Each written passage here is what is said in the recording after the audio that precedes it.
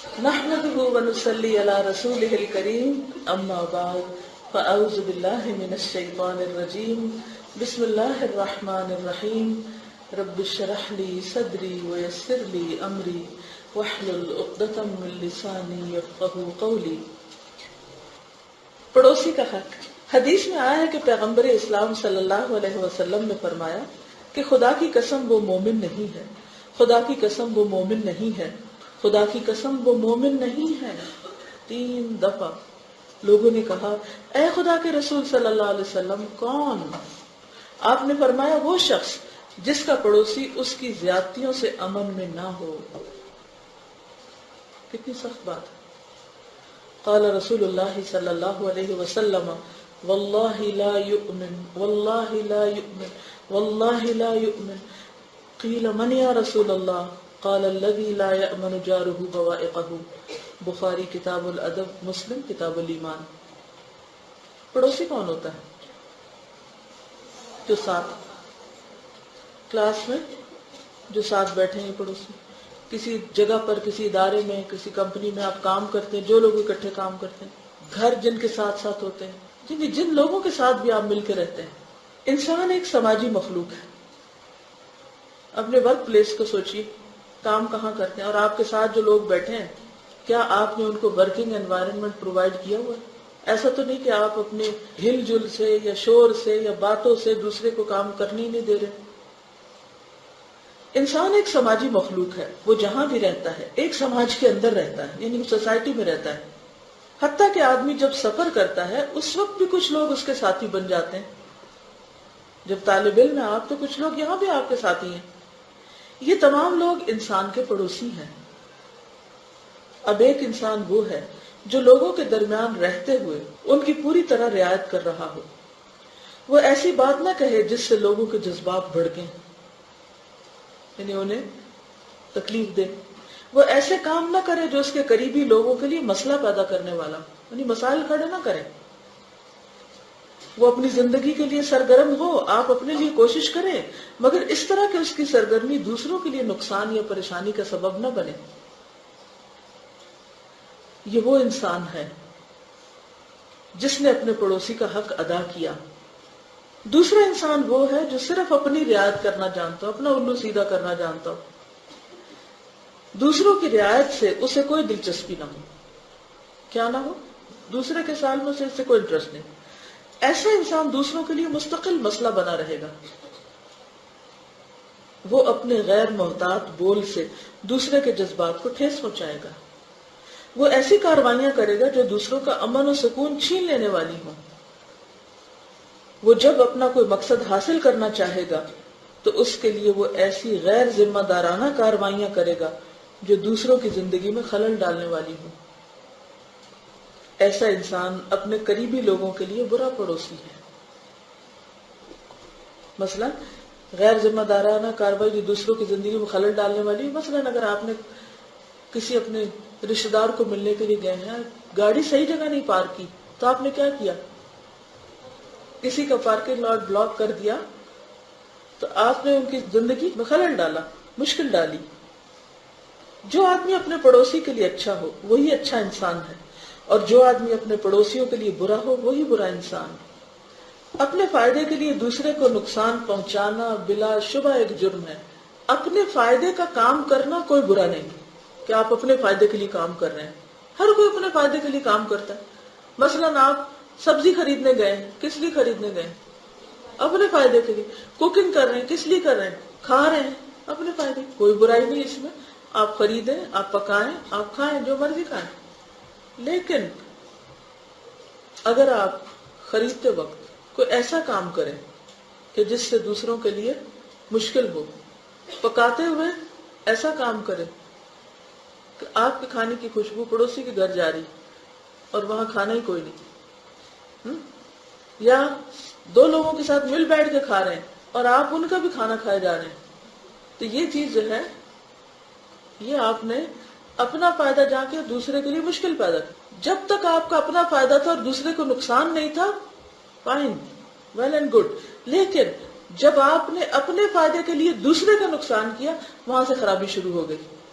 اپنے فائدے کے لیے دوسرے کو نقصان پہنچانا بلا شبہ ایک جرم ہے، اور کون شخص اس جرم کا مجرم ہے اس کو جاننے کا سب سے زیادہ یقینی ذریعہ اس آدمی کا پڑوس ہے۔ جو ساتھی ہے نا ساتھ، ان سے پوچھیں آپ کی کیا ریپوٹیشن ہے۔ اپنے بارے میں کس سے پوچھیں گے؟ اپنے روم میٹ سے، گھر میں اپنے بچوں سے، سرونٹ سے، کسی جگہ جہاں آپ کام کرتے ہیں تو آپ اپنے کو ورکر سے، ان سے پوچھو آپ کے لیے کیا سوچتے ہیں۔ جہاں بھی آپ کام کرتے ہیں ان سے پوچھئے کہ وہ آپ کو کیا مقام دیتے ہیں، کیا درجہ دیتے ہیں، آپ کے لیے کیا احساسات رکھتے ہیں، کیونکہ وہ شخص مومن نہیں جس کے شر سے اس کے پڑوسی بچے ہوئے نہیں۔ اور اگر لوگ آپ سے تنگ ہیں تو گویا آپ پھر اچھے انسان نہیں۔ اچھا، لوگ کن باتوں سے تنگ ہوتے ہیں، کبھی سوچا آپ نے؟ دوسرے ہم سے کس پہ تنگ ہوتے ہیں؟ چلے یہ نہیں آپ کو پتا چلے گا ہم دوسروں کی کن باتوں سے تنگ ہوتے ہیں۔ اب دیکھیں، اب سمجھ آ گئی دوسروں کی کون سی باتیں جن سے ہم تنگ ہوتے ہیں، اریٹیٹ ہوتے ہیں، اور ہمارا دل چاہتا ہے ہٹ جائیں یہاں سے، چلے جائیں کہیں اور۔ جب دوسرے بہت زیادہ آپ سے توقعات رکھتے ہیں، ڈیپینڈ کرتے ہیں آپ پہ، اور انٹرفیئرنس، ہر چیز میں انٹرفیئرنس، اور ہمارا سکون ڈسٹرب ہوتا ہے جب سو رہے ہیں تو جگا دیں، کھا رہے ہیں تو اور کچھ ہنگامہ کھڑا کر دیں۔ یعنی ہر چیز میں ایک مصیبت کھڑی کی ہوئی ہے، بلا وجہ کسی پہ تنقید کرنا، ٹائم ٹیبل کا خیال نہ رکھنا، سونے جاگنے میں اپنی مرضی کرنا، کوئی بھی چیز جو ہمارے مزاج کے خلاف ہوتی ہے۔ مثلا چلتے وقت کیا کرنا، دروازہ کھولتے وقت کسی کی چیز ادھار لینے کے بعد، اور اگر واپس کرنا تو توڑ کے یا خراب کر کے کرنا۔ سوچئے ریسنٹلی آپ کو کسی نے ہرٹ کیا ہے؟ سوچئے کسی نے ہرٹ کیا آپ کو؟ اب مجھے بتائیے کہ کیا چیز تھی وہ؟ پاس بیٹھے بار بار پین کی ٹک ٹک ٹک ٹک ٹک ٹک ٹک۔ جوائنٹ فیملی سسٹم ہے، کسی نے کچھ پکایا کچن میں، ایگزاسٹ ہی نہیں چلایا، اور دوسرا شخص سو رہا تھا، اس کو سانس لینا دوبر ہو گیا۔ اب یہ پڑوس ہے، جوائنٹ فیملی سسٹم میں ہر بندہ دوسرے کا پڑوس ہے۔ اگر آپ نے کوئی ایسا کام کیا جس سے دوسرے کی نیند ڈسٹرب ہوئی، سونا حرام ہوا، تو آپ اسی حدیث کی کیٹیگری میں آ جائیں گے۔ کیوں نہیں لوگ اکٹھے رہنا چاہتے؟ بالکل، ہسبینڈ اینڈ وائف بھی ایک طرح سے پڑوسی ہیں ایک دوسرے کے لیے۔ کیا ان کے اوپر حساب کتاب کوئی نہیں ہے ایک دوسرے کا، وہ جس کو جیسے چاہے ستائیں؟ نبی صلی اللہ علیہ وسلم کے بارے میں حضرت عائشہ کہتی ہیں کہ آپ بستر سے آہستہ سے اٹھے، آہستہ سے دروازہ کھولا، آہستہ سے باہر گئے، 3 دفعہ وہ آہستہ آہستہ آہستہ کہتی ہیں۔ یہ ہے ہمارے رسول، ہمارے لیے وہ نمونہ ہے۔ اب یہ صرف ہسبینڈ کے لیے نہیں ہے، ہمارے لیے بھی ہے کہ جب ہم اٹھتے ہیں اور واش روم میں جاتے ہیں تو کیسے دروازہ کھولتے ہیں، کیسے بند کرتے ہیں۔ لائٹ کھول کے تو نہیں چلے جاتے کہ دوسرا بندہ سو رہا ہے اور اس کے سر پہ لائٹ کھول دی صرف اپنی سہولت کے لیے۔ دیکھیے، دوسرے کو آپ سکون دے نہیں سکتے جب تک آپ اپنی کچھ نہ کچھ قربانی نہ کریں۔ بہت سے کام خراب یہی سے ہی ہوتے ہیں، لڑائیاں جھگڑے فساد ادھر سے ہی ہوتے ہیں، اور جب فساد جھگڑے شروع ہو جاتے ہیں تو وہ دین کو مونڈ کے رکھ دیتے ہیں، مونڈ کے رکھ دیتے ہیں، آپس کا بگاڑ۔ ایک دفعہ نبی صلی اللہ علیہ وسلم کے سامنے سے ایک جنازہ جا رہا تھا، آپ نے فرمایا مستریح او مستراح، یا یہ راحت پانے والا ہے یا لوگ اس سے راحت پا رہے ہیں۔ لوگ کب راحت پاتے؟ جب جان چھوٹتی ہے، اور جانے والا کب راحت پاتا ہے؟ جب لوگوں کو راحت دے کے جاتا ہے۔ کس قدر تکلیف ہوتی ہے، سارے ہمسایوں کو تکلیف۔ یہ کہتے ہیں ہمارے پڑوس میں خالی پلاٹ ہے، ڈبے بھی پڑے ہیں، لوگ اس میں کوڑا نہیں دیتے، سب نیچے پھینک کے چلے جاتے ہیں۔ یہ بھی ہمسایوں کو تکلیف دینے والی بات ہے۔ اگر ہم کلاس میں آتے ہیں اور نہا کے نہیں آتے یا اپنے جسم کی صفائی نہیں کرتے اور ہم سے مستقل دوسرے کو بو آ رہی ہے، یہ بہت برا پڑوس ہے۔ ایک کلاس میں بیٹھ کے دوسرے کے اسکارف پہ لکھنا شروع کر دینا، اس کا پین بلا اجازت اٹھا کے لکھنا شروع کر دینا۔ بہت سی چیزیں، ہم سب اپنے اپنے رویوں پہ غور کریں کہ میں اپنے کون سے رویے سے کس کو تکلیف دے رہی ہوں۔ جو آدمی اپنے پڑوسی کے لیے اچھا ہو وہی اچھا انسان ہے، اور جو اپنے پڑوسی کے لیے برا ہو وہی برا انسان ہے۔ اپنے فائدے کے لیے دوسرے کو نقصان پہنچانا بلا شبہ ایک جرم ہے، اور کون شخص اس جرم کا مجرم ہے اس کو جاننے کا سب سے زیادہ یقینی ذریعہ اس آدمی کا پڑوس ہے۔ پڑوسی انسان گویا خدا کی عدالت ہے، جس انسان کے بارے میں اس کے پڑوسی اچھی رائے رکھیں وہ اچھا انسان ہے، اور جس انسان کو اس کے پڑوسی برا سمجھے وہ بلا شبہ برا انسان ہے۔